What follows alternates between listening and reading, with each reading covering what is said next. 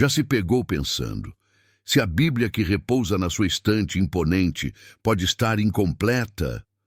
Que páginas e páginas, histórias inteiras, foram retiradas dela deliberadamente antes mesmo de chegarem até você.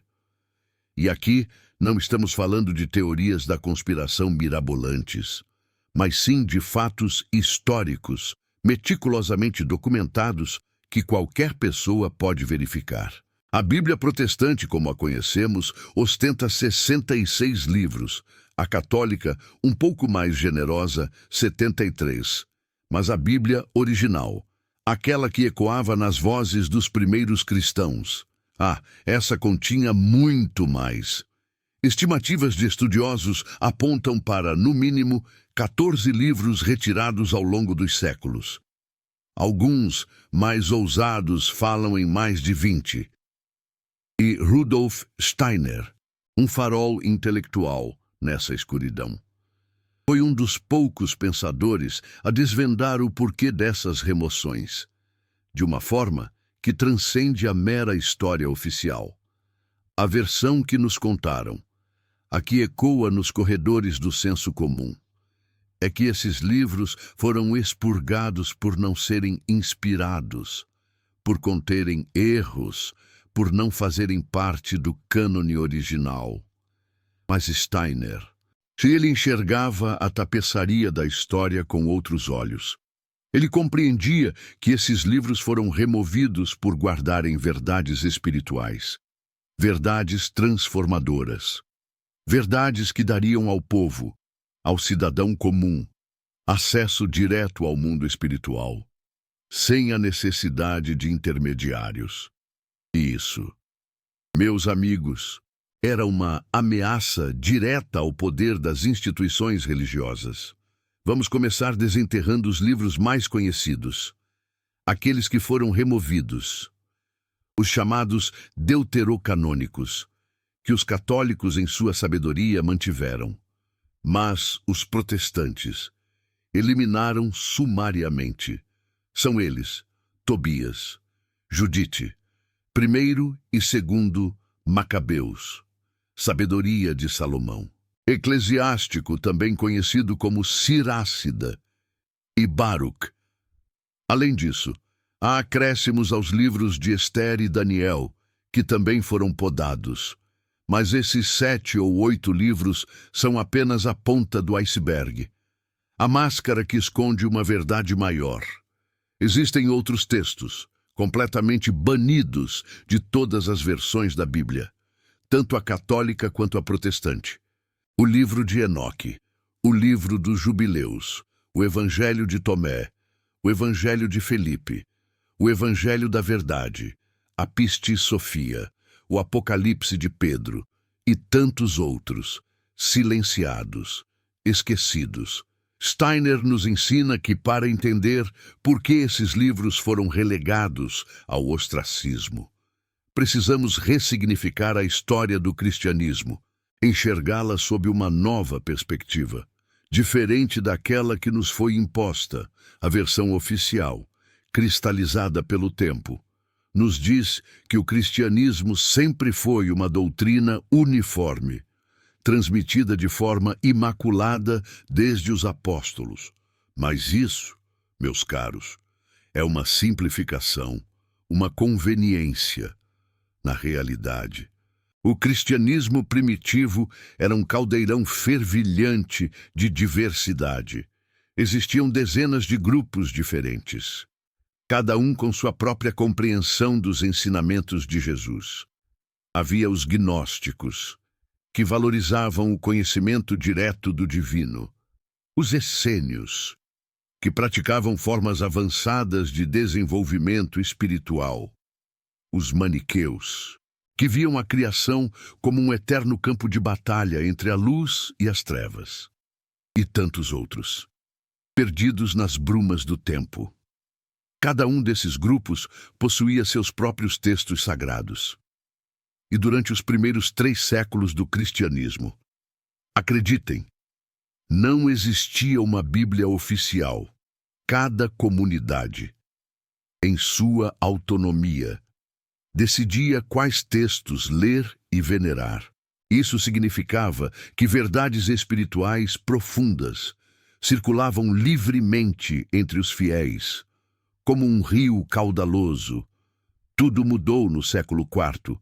O imperador Constantino, em sua ambição, decidiu unificar o Império Romano sob uma única religião. Mas para isso, ele precisava de uma única doutrina, uma única Bíblia, uma única igreja. As diferenças, a pluralidade, teriam que ser eliminadas. Foi então que começaram os grandes concílios eclesiásticos: Niceia, em 325, Laodiceia, em 364, Hipona, em 393, Cartago, em 397. Nesses concílios, bispos se reuniam, em conchavos, para decidir quais livros eram sagrados e quais eram heréticos, quais verdades o povo podia conhecer e quais deveriam ser suprimidas. Steiner observava, com sua perspicácia habitual, que as decisões desses concílios não foram tomadas apenas por critérios espirituais. Foram decisões profundamente políticas. Livros que ensinavam que o ser humano podia ter acesso direto a Deus, sem a necessidade de sacerdotes, foram considerados perigosos, subversivos. Livros que falavam de reencarnação foram eliminados, porque a ideia de múltiplas vidas diminuía o poder da Igreja de controlar as pessoas através do medo da condenação eterna. Livros que descreviam técnicas de desenvolvimento espiritual foram banidos, porque dariam ao povo autonomia demais. Vamos agora direcionar nosso olhar para alguns desses livros removidos e tentar entender o que eles continham. Quais segredos sussurravam? Comecemos pelo livro de Enoque, talvez o mais importante, o mais revelador dos livros perdidos. Enoque é mencionado brevemente na Bíblia canônica, como um patriarca que andou com Deus e foi arrebatado sem ver a morte. Mas o livro que leva seu nome conta uma história muito mais completa, muito mais complexa. O livro de Enoque descreve como certos anjos, chamados observadores, desceram à terra e tiveram filhos com mulheres humanas. Esses filhos eram os gigantes primordiais, os nefilins, seres de grande poder. Os observadores, em sua ousadia, também ensinaram aos humanos conhecimentos proibidos: metalurgia, astrologia, uso de plantas medicinais e cosméticos, e as artes da guerra. Por que isso foi removido? Porque levanta questões incomodas sobre a origem da humanidade e sobre a natureza dos anjos. A Igreja, em sua busca por simplicidade, queria uma narrativa linear. Deus criou o homem pecou, Jesus redimiu. Qualquer coisa que complicasse essa história era vista como problemática, como uma ameaça. Mas para Steiner, o livro de Enoque continha verdades fundamentais sobre a evolução espiritual da humanidade. Ele via os observadores, não como anjos caídos no sentido moralista, mas como seres espirituais que intervieram prematuramente no desenvolvimento humano. Deram aos homens conhecimentos que eles ainda não estavam prontos para receber. E isso, meus amigos, criou um desequilíbrio, um nó, que ainda estamos trabalhando para resolver. O mais intrigante é que o livro de Enoque era aceito pelos primeiros cristãos. A Epístola de Judas, que está na Bíblia canônica, cita diretamente o livro de Enoque como profecia verdadeira. Isso significa que, pelo menos alguns autores do Novo Testamento, consideravam Enoque como escritura sagrada. Por que, então, foi removido depois? O que mudou? Outro livro fascinante, que nos convida à reflexão, é a Sabedoria de Salomão. Este, pelo menos, resistiu à fúria dos reformadores, permanecendo na Bíblia católica. mas foi sumariamente removido pelos protestantes. E ele contém passagens extraordinárias sobre a natureza da alma. No capítulo 8, versículos 19 e 20, lemos: Eu era uma criança bem dotada e recebi uma alma boa. Ou antes, sendo bom, vim habitar num corpo sem mácula. Essa passagem, meus amigos, sugere claramente a preexistência da alma. A alma existia antes do corpo e veio habitar nele. Isso é praticamente uma afirmação de reencarnação, ou pelo menos, de uma forma de existência anterior ao nascimento. Para Steiner, essa passagem era uma das muitas evidências de que o cristianismo original conhecia a doutrina da reencarnação. Essa doutrina, fundamental para a compreensão da vida, foi sistematicamente eliminada nos concílios posteriores, especialmente no Segundo Concílio de Constantinopla em 553, que condenou as ideias de preexistência da alma associadas a Orígenes. Pense na implicação disso. Se a alma existe antes do corpo e possivelmente vive múltiplas vidas, então a condenação eterna por pecados de uma única vida se torna muito mais difícil de justificar. E se não há condenação eterna, o poder da Igreja de controlar as pessoas através do medo diminui drasticamente. Agora, vamos nos debruçar sobre o livro dos Jubileus. Este texto era tão importante para a comunidade de Qumran, os essênios do Mar Morto, que foram encontradas pelo menos 15 cópias dele nas cavernas. Isso sugere que era considerado tão sagrado quanto os livros que hoje chamamos de canônicos. Jubileus apresenta uma revelação dada por um anjo a Moisés no Monte Sinai. Conta os eventos desde a criação até o Êxodo, mas com detalhes que não aparecem em Gênesis. Fala sobre o calendário sagrado, sobre a natureza dos anjos, sobre as origens do mal, por que foi removido, porque dava informações demais. A instituição religiosa queria controlar o conhecimento ancestral transformador, e Jubileus distribuía esse conhecimento livremente. Além disso, seu calendário contradizia o calendário que a instituição religiosa eventualmente adotou, criando problemas práticos para a unificação religiosa. Um verdadeiro dilema. Rudolf Steiner tinha grande interesse nos essênios, precisamente porque eles preservaram conhecimentos que o cristianismo institucional perdeu. Ele via a comunidade de Qumran como guardiões de uma sabedoria antiga, que remontava aos mistérios egípcios e mesopotâmicos. Quando essa comunidade foi destruída e seus textos perdidos ou escondidos, muito conhecimento ancestral transformador foi perdido junto. Um verdadeiro tesouro. A descoberta dos manuscritos do Mar Morto em 1947, 2 anos após a morte de Rudolf Steiner, confirmou muitas de suas intuições.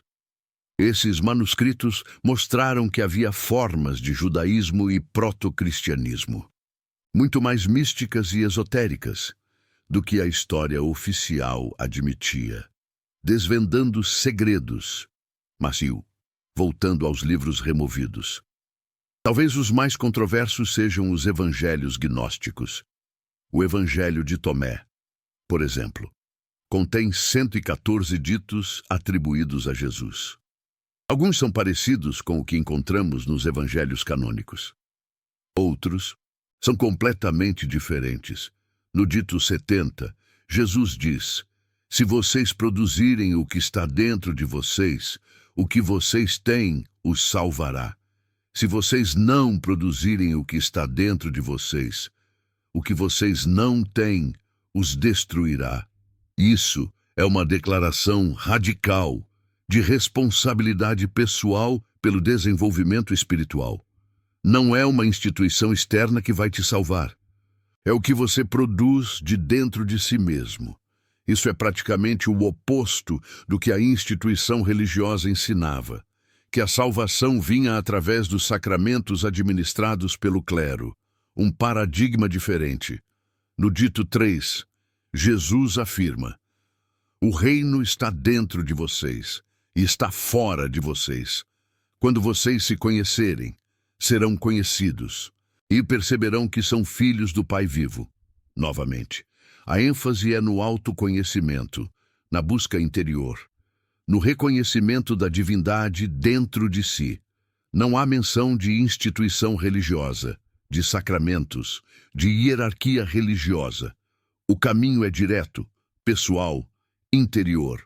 Rudolf Steiner, embora não tenha tido acesso ao Evangelho de Tomé em sua forma completa, que só foi descoberto em Nag Hammadi em 1945, conhecia tradições similares através de fontes esotéricas. Ele ensinava que o cristianismo original era essencialmente uma forma de iniciação, um caminho de desenvolvimento espiritual, que levava ao conhecimento direto do mundo espiritual, uma jornada íntima.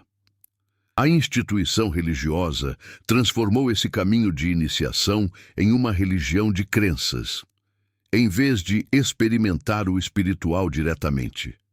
Os fiéis foram ensinados a acreditar em doutrinas. Em vez de buscar o reino dentro de si, foram direcionados a buscar a salvação através da instituição religiosa. Em vez de desenvolver suas próprias capacidades espirituais, foram treinados a depender de sacerdotes. Essa transformação não aconteceu por acaso. Foi uma estratégia deliberada de controle. E a remoção dos livros foi parte central dessa estratégia. Uma manobra. Pense nisso. Se você é um líder religioso e quer manter poder sobre seu rebanho, o que é mais conveniente? Um povo que pode acessar Deus diretamente, ou um povo que precisa de você como intermediário?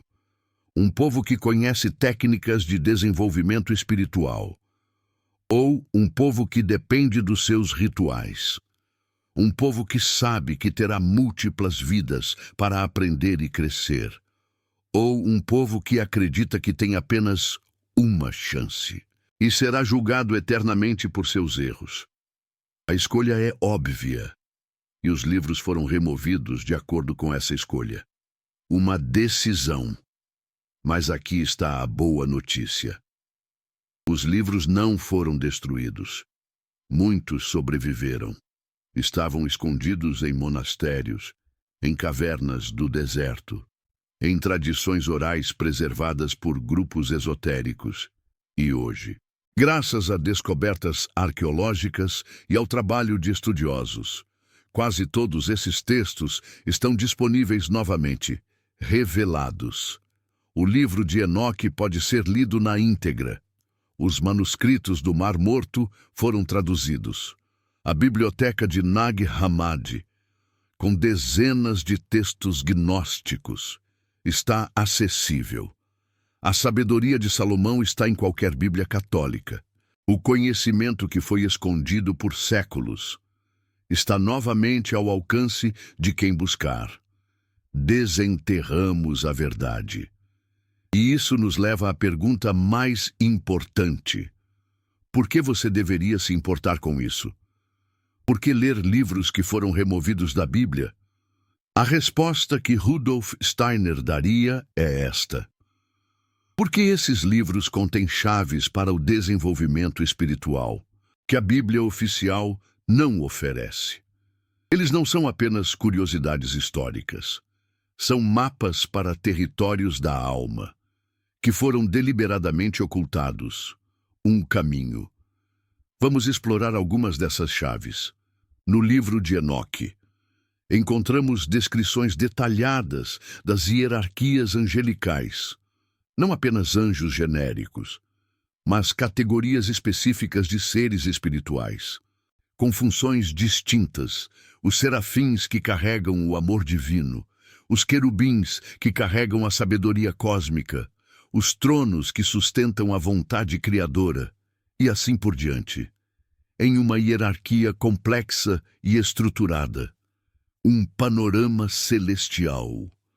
Rudolf Steiner desenvolveu suas próprias descrições dessas hierarquias, baseado em suas percepções clarividentes.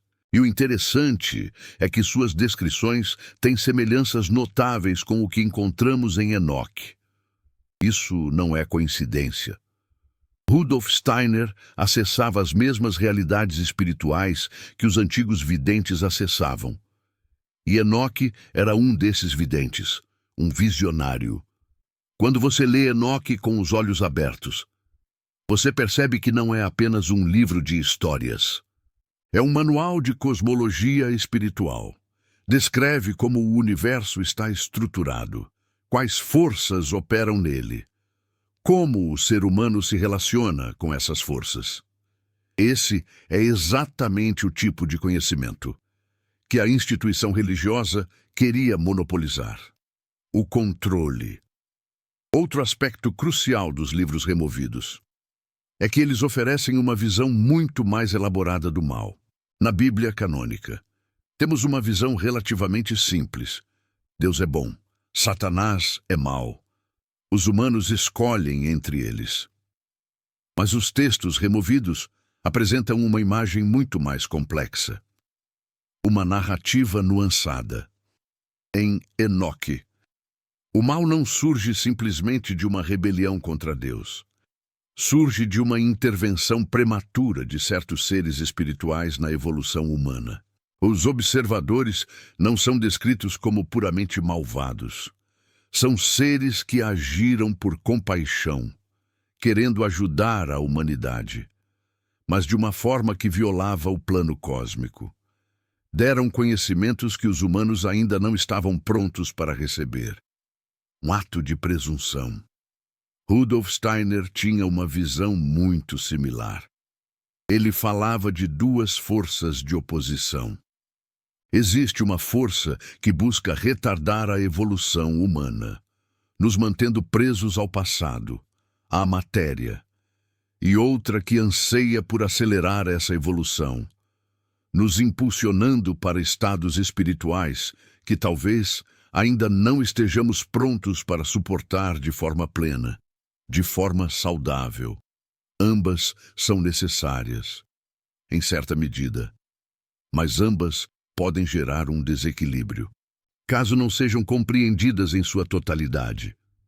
Essa visão, repleta de nuances sobre o que chamamos de mal, é infinitamente mais útil do que a simplista dicotomia entre bem e mal. Ela nos permite começar a compreender por que coisas ruins acontecem, por que o sofrimento ainda persiste, por que a humanidade enfrenta os desafios que a afligem e, o mais importante, nos oferece as ferramentas para trabalharmos conscientemente com essas forças. Agora, quero desenterrar um tema raramente abordado: o aspecto feminino do divino, presente nos textos suprimidos. Na Bíblia canônica, a representação de Deus é predominantemente masculina.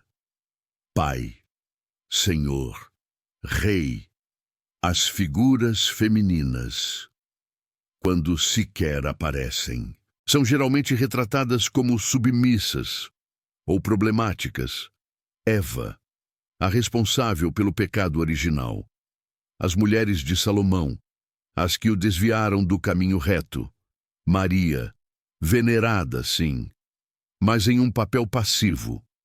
Nos textos gnósticos, a imagem que emerge é radicalmente diferente. Sofia, que significa sabedoria no idioma grego antigo, é uma figura central. Ela é descrita como um aspecto feminino do divino, a sabedoria criadora através da qual o mundo foi moldado.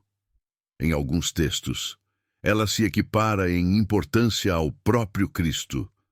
No Pistis Sophia, um extenso texto gnóstico, Jesus instrui seus discípulos sobre os mistérios profundos do cosmos. E Maria Madalena É apresentada como a discípula mais avançada, aquela que faz as perguntas mais profundas e recebe os ensinamentos mais elevados, uma visão radicalmente oposta à imagem de Maria Madalena como a pecadora arrependida.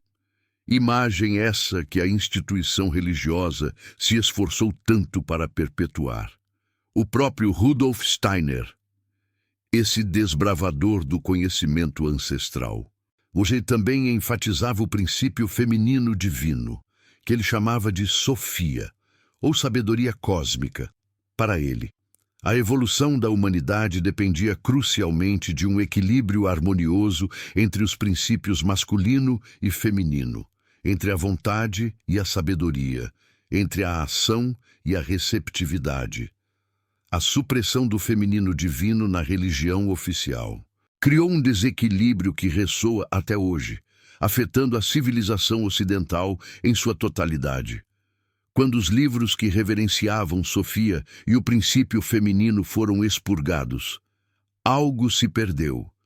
Não foram apenas textos, mas uma forma de contemplar o sagrado, uma forma que incorporava a intuição, a receptividade, a sabedoria inerente. A religião se tornou mais rígida, mais legalista, mais focada em dogmas e menos na experiência direta.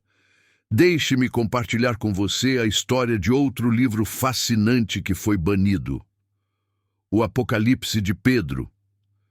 Não o confundam com as duas epístolas de Pedro presentes na Bíblia. Este é um texto completamente distinto, que descreve uma visão do céu e do inferno que Pedro teria presenciado. O que torna este texto singular é a sua descrição do inferno, em contraste com a ideia de condenação eterna que se tornou doutrina oficial. O Apocalipse de Pedro sugere que a punição dos pecadores é temporária, que, eventualmente, após enfrentarem as consequências de seus atos, as almas podem ser purificadas e elevadas. Essa visão ressoa muito mais com a ideia de um Deus verdadeiramente amoroso do que a condenação eterna. E é também muito mais consistente com a doutrina da reencarnação. Se as almas têm múltiplas oportunidades de aprender e evoluir, então a punição se transforma em aprendizado, em vez de uma vingança eterna por um único erro. Você sofre as consequências de suas ações para aprender, não para ser castigado eternamente por uma falha. Rudolf Steiner ensinava exatamente isso, que após a morte, a alma passa por um processo de purificação, onde vivencia as consequências de suas ações, não como uma punição imposta externamente, mas como um profundo autoconhecimento. Você sente o que causou aos outros. Você enxerga suas próprias falhas com clareza, e isso se torna o combustível para o seu crescimento na próxima encarnação. A instituição religiosa rejeitou essa visão porque ela atenua o medo. E o medo, infelizmente, sempre foi uma ferramenta de controle essencial. Se as pessoas acreditam que um único pecado pode condená-las à danação eterna, elas se tornam muito mais obedientes, muito mais dependentes dos sacramentos, muito mais facilmente controladas pela instituição. Agora, quero abordar uma questão que muitos levantam. Se esses livros foram expurgados, como podemos confiar em alguma coisa na Bíblia?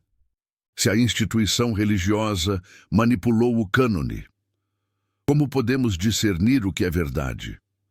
Rudolf Steiner tinha uma resposta para isso. Ele afirmava que a Bíblia canônica, apesar de incompleta, ainda contém verdades profundas. O Evangelho de João, em particular, era para ele uma fonte de sabedoria esotérica genuína.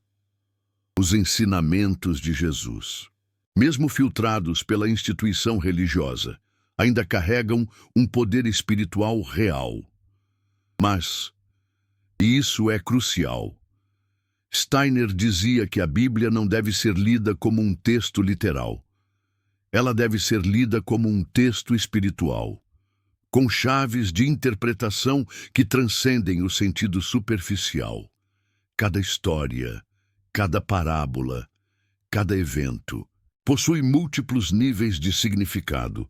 O leitor preparado pode acessar esses níveis. O leitor despreparado permanece preso à superfície. Os livros suprimidos auxiliam nessa preparação. Eles oferecem contexto, chaves interpretativas, visões complementares que iluminam o que está presente na Bíblia canônica. Quando você lê os evangelhos canônicos, após estudar os evangelhos gnósticos, você vislumbra camadas de significado que antes eram invisíveis. As duas fontes se iluminam mutuamente. Isso é fundamental, porque liberta você de duas armadilhas opostas. A primeira armadilha é o literalismo cego, onde você aceita tudo na Bíblia como um fato histórico irrefutável, sem questionar. A segunda armadilha é o ceticismo absoluto, onde você rejeita tudo porque algumas partes foram manipuladas. Steiner oferece um caminho do meio. O discernimento espiritual. Você aprende a separar o joio do trigo, a verdade perene da distorção institucional. E como desenvolver esse discernimento? Através do trabalho interior que Rudolf Steiner descreveu tão detalhadamente: meditação, concentração, desenvolvimento das faculdades espirituais latentes em todo ser humano. Quando você desenvolve essas faculdades, você pode ler qualquer texto sagrado e perceber instantaneamente se ele ressoa com a verdade ou não. Você não depende mais de autoridades externas para ditar o que é verdade. Você sabe por experiência própria. Este é o ponto central de tudo que estamos explorando. A supressão dos livros fez parte de uma estratégia maior para manter as pessoas espiritualmente dependentes. Mas essa estratégia só funciona enquanto as pessoas desconhecem as alternativas. Agora que os livros estão disponíveis novamente, agora que o conhecimento espiritual está acessível, você tem uma escolha.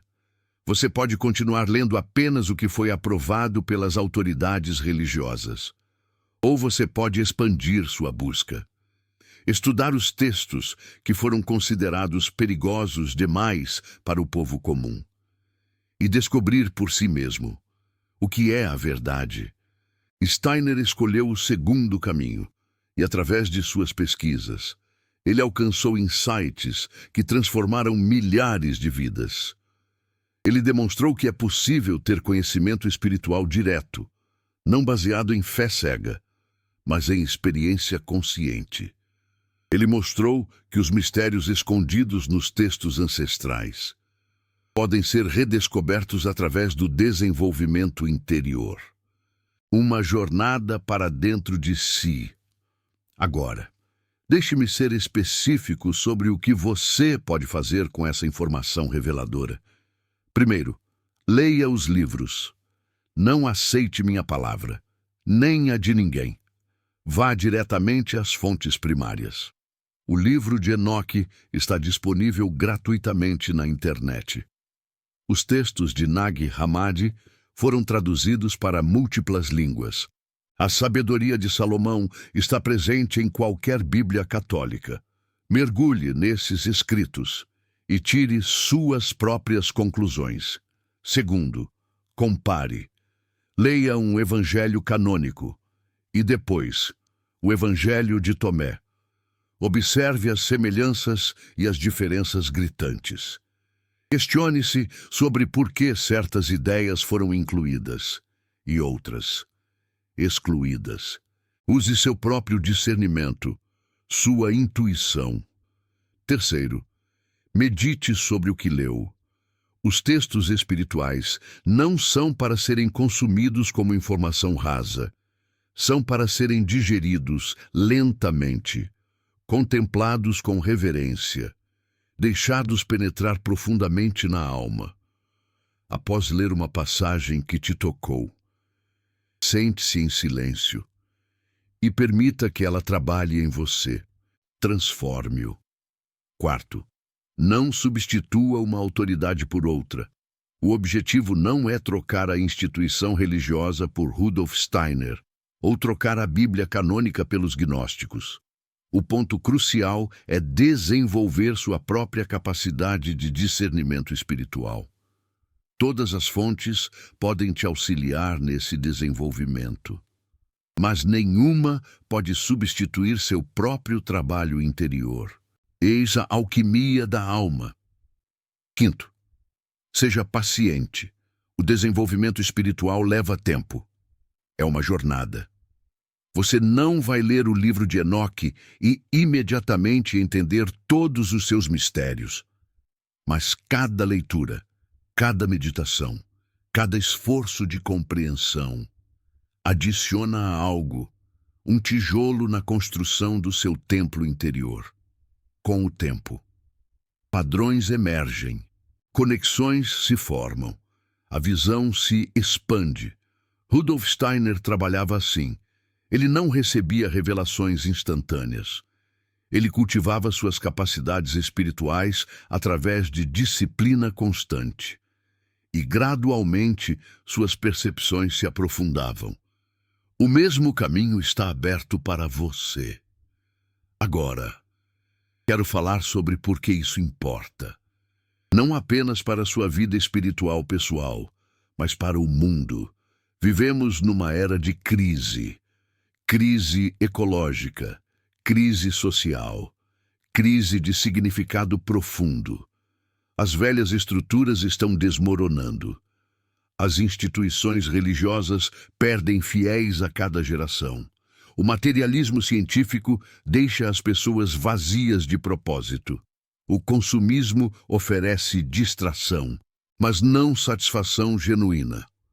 Rudolf Steiner via essa crise como inevitável e necessária. A velha forma de espiritualidade, baseada em autoridade e obediência cega, estava destinada a morrer. Mas isso não significa o fim da espiritualidade. Significa a transição para uma nova forma de espiritualidade, baseada em conhecimento direto e responsabilidade individual. Os livros que foram escondidos contêm as sementes dessa nova espiritualidade. Eles falam de autoconhecimento, de desenvolvimento interior, de acesso direto ao divino. Eles tratam o ser humano como capaz de verdade, não como ovelha precisando de pastor. Eles oferecem mapas para territórios que cada um deve explorar por si mesmo, com coragem. Quando esses livros circulam novamente, quando as pessoas os leem e meditam sobre eles, quando o conhecimento escondido se torna disponível, algo muda na consciência coletiva. As velhas formas de controle perdem poder. As novas possibilidades se abrem, como flores em um jardim secreto. Você, lendo ou ouvindo este vídeo, é parte desse processo transformador. Cada pessoa que descobre que a Bíblia foi editada, que verdades foram escondidas, que há mais para aprender. Cada uma dessas pessoas enfraquece o sistema de controle e fortalece o movimento em direção à liberdade espiritual. Isso não significa que você deva se rebelar contra a religião. Rudolf Steiner não era contra o cristianismo. Pelo contrário, ele considerava o evento de Cristo como o ponto central de toda a evolução humana, mas ele era contra a forma como o cristianismo foi institucionalizado e usado como ferramenta de controle. Ele queria restaurar o cristianismo esotérico, o cristianismo de experiência direta, o cristianismo que os primeiros discípulos conheciam antes das assembleias religiosas e das burocracias. E isso começa com você lendo o que foi escondido, com você questionando o que lhe foi ensinado, com você buscando por si mesmo, em vez de aceitar passivamente o que as autoridades dizem. Desenterre sua verdade. Antes de terminar, quero deixar uma última reflexão profunda. Os livros foram removidos da Bíblia há mais de 1500 anos. Mas eles não desapareceram. Sobreviveram em mosteiros remotos, em tradições secretas, em cavernas no deserto. E agora estão disponíveis novamente, precisamente na era em que mais precisamos deles. Isso não é coincidência. Rudolf Steiner falava sobre como o mundo espiritual guia a evolução humana. Como certos conhecimentos são escondidos quando a humanidade não está pronta para eles, e revelados quando o momento é propício.